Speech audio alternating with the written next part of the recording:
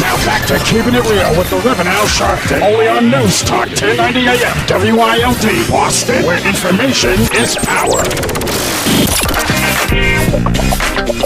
Keep it real. Andre, I've been checking out the callers and you and Dr. Boyce Watkins, and y'all got it going on. Well, Rev, we really appreciate that. As I said, it's always an honor because to me, Rev, especially when Senator Schumer read Dr. King's letter from the Birmingham jail. In that letter, Dr. King talked about taking direct action against laws that were unjust and that it was, okay to be civilly disobedient and disobey unjust laws. Now, I don't know too many people in this country, Rev, that has done that as effectively as Dr. King has outside of you.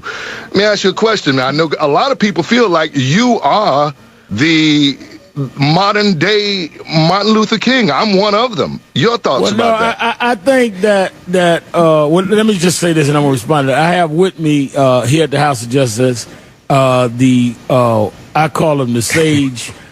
He's a thinker, musician, radio commentator, political scientist, James M. Tume. Yes, sir. And Thank you James so much. Andre has guitar collection in his studio. You got another music man. Yes. And I have activist extraordinaire. He has been out front on every move.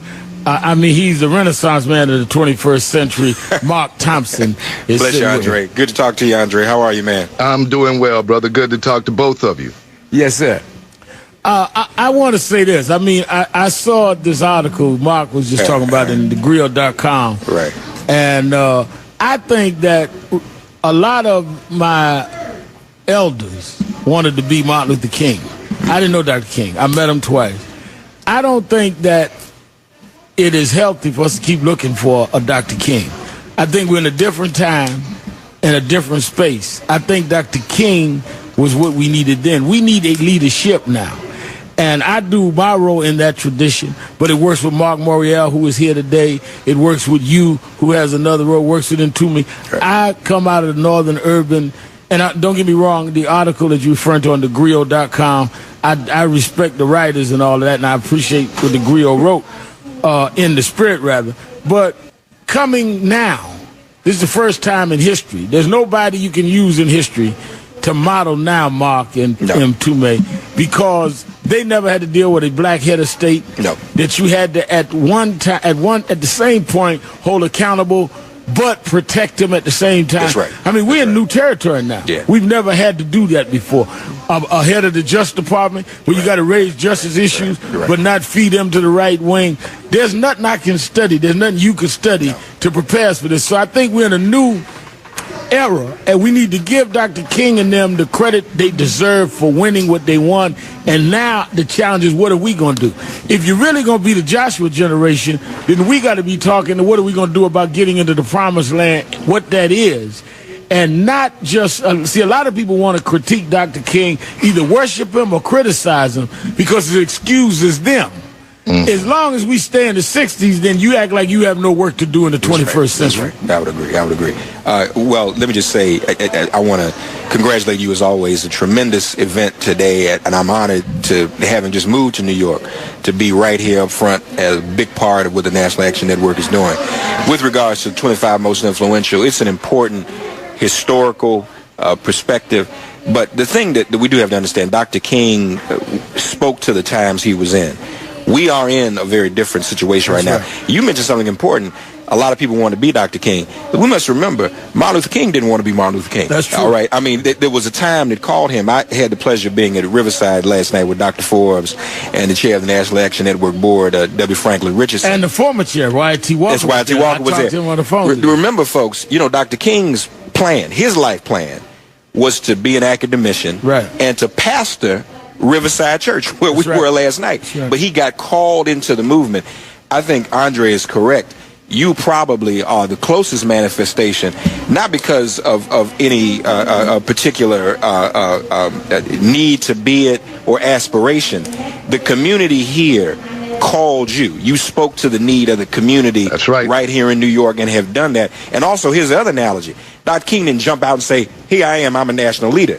It began in a small community in Montgomery, from Birmingham to Selma. his model, I think, is still somewhat applicable in terms of us focusing on what's local. That's what you've done. You spoke to the police brutality issues in New York, other issues, and it expanded. So, I mean, I think that's important. Don't give me too much credit for going to jail. That was the judge. I would have gone home. I don't want y'all to think that I love to go to jail. You didn't aspire to jail, right? Right. You know, I think it was interesting, and I really appreciate your response to that question. That kind of comparison has a lot of aspects to it, and one of them is like, we would never say, well, the Lamborghini is the new Model T Ford. What do you mean? That's right. These are two different things, and movement is predicated on the capacity and the condition. You know, I don't care if you have certain capacity. If the condition is not correct, it can't happen. I mean, if I have an egg, okay, it has the capacity to be a chicken, but if I put it in a freezer, it can't hatch. That's right. The reality is, we also have to stop that reference. I hear over and over, we must honor those brothers, but it's just for us as black people. Oh, if Malcolm over here or if Martin was here. No, those brothers set a tone, and we have to begin to deal with the new paradigm we're in.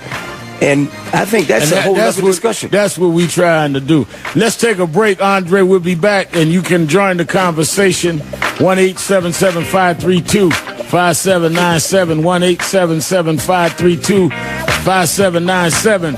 M. Toomey, Thompson, Eglishan, Sharpton, keeping it real.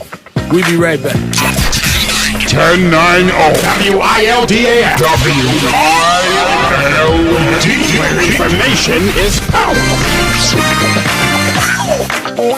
Keeping it real.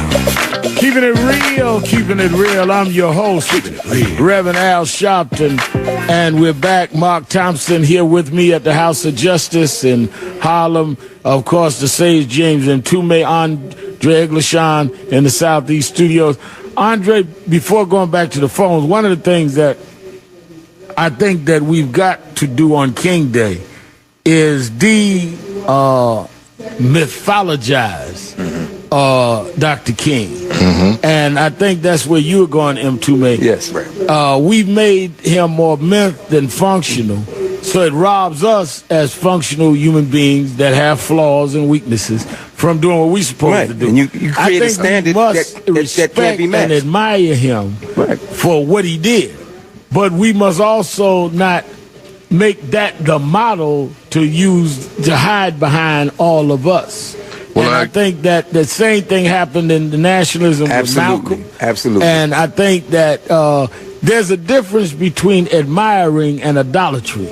Yeah. And I think that we've got to really be careful of that. I agree. I couldn't agree with you more, Reverend Sharpton. I mean, it is one thing. We have to keep everything in its proper perspective. I think the best way we can honor Dr. King is to continue his line of work in direct action, trying to foment change that's going to benefit those who have been downtrodden in our society. And we got a host of laws. We got Republicans up there now talking about $100 billion in budget cuts all across the board. This is going to mean 40,000 school teachers are going to lose their jobs. You got college kids that are on Pell Grants. They're going to lose $700 a piece if they go through with that. You got the Republicans talking about they want to overturn what they call Obamacare, the Affordable Health Care Plan. And I think that those are unjust actions, and we can all stand up with our vote and with our activism and with our voices, our emails and everything else that Dr. King didn't have, and protest against that in a peaceful, nonviolent way. Andre, Reverend Sharpton was making a good point off mic about how we're here in the community right now. We're right here in Harlem at 145th and Malcolm X, and how the power people, the politicians, came here to the community as opposed to us being a part of some state-sponsored event. A lot of states and cities are having Martin Luther King Day events, but this is something right here in the community. The model that I think we should embrace about Dr. King is that he would have done the same thing, James. We really didn't find him when he was alive, and this gets to the demystification. We didn't find him in the state houses and in the mayor's office on days like this. He was the person that was in the community who was agitating and made some of those politicians come down to our level and speak to us. And I think today is one of the models of that. He's honored and celebrated, and there's a lot of idolatry today. But remember when he was alive, he was condemned. Yeah, he was. Absolutely. He was in these kinds of places trying to get the politicians to come here. And a lot of black folk were saying, I didn't mean to cut you off, but I got to get this in. Right. A lot of black people were saying, man, I'm not going out there marching with that guy. He'll get somebody killed. Yeah. You're absolutely right. And a lot of people weren't willing to do that. They weren't willing. They didn't have the courage to step out there in the way that he did. That's absolutely true. Just by the way, and this, in terms of if there's any idolizing, I asked Martin III once, when did you realize? I said, how old were you when you realized the importance of your father? And you know what he told me? He said he was in an impromptu point. He was in his 20s. He was sitting in Hosea Williams' office, and he said Hosea was sitting at his desk, and over his head was a picture of his father, Martin. And Hosea started to tear up. He said, what are you crying about? He said, I want you to always understand something about your father. He said, your father overcame the need and the greed, the desire for money and fame. He said that was the secret to your father. That's why your father was a great man. He overcame that need. He said it was at that moment that he realized exactly who his father was and what he did. Wow. And see, I think, I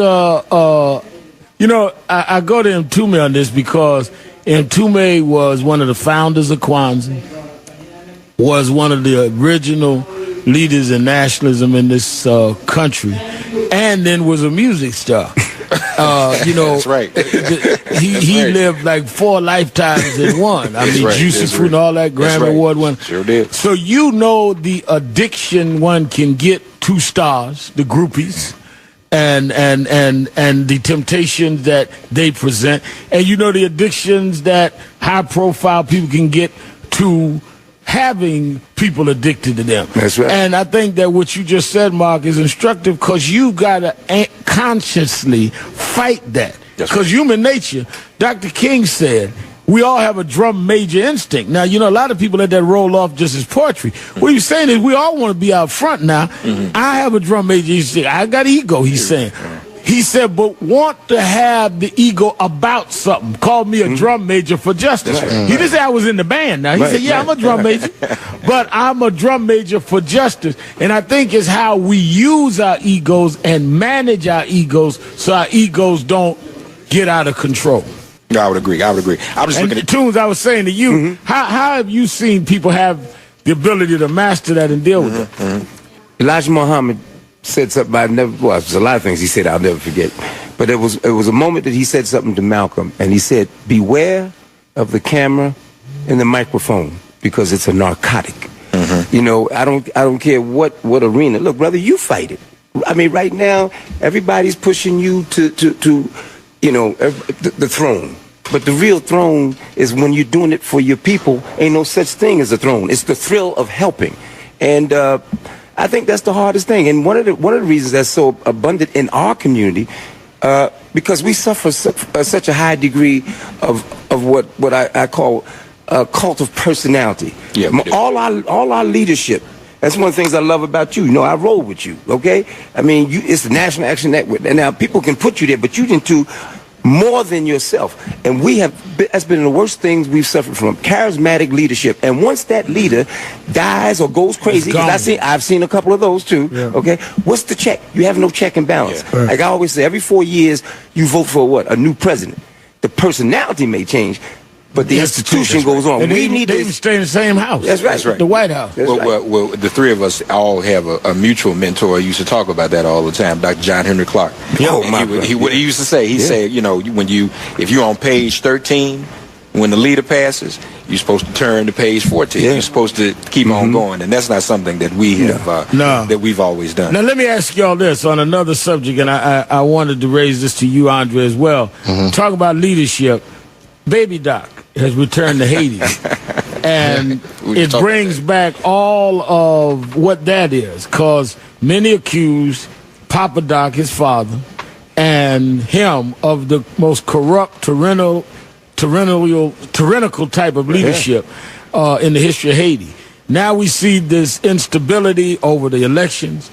Now Baby Doc all of a sudden come home. Shows back up. And he could not have come back. If it was not already cleared with the United States and France also. So who agreed to And let why? him come back. And you know what else was scary? Well, since we're going to talk about Did you see that United big States. crowd at the airport there to receive him? Yeah. What? And There was a big crowd? Oh, yeah. Yes, it was. Welcoming Him back. mobs. Mobs, baby. And since you're going to talk about the United States, Andre, this is also the 50th anniversary of the assassination of Patrice Lumumba today. Something that a lot of people are not going to be talking about as we are here at King Day at Nash Action Network. And the United States was involved Oh, yeah. there. That's right. Oh, I wasn't supposed to bring up Lumumba? All right, right. I thought the show was keeping it real. Yeah. Sharpton. I'll be right back. We got a list of them people.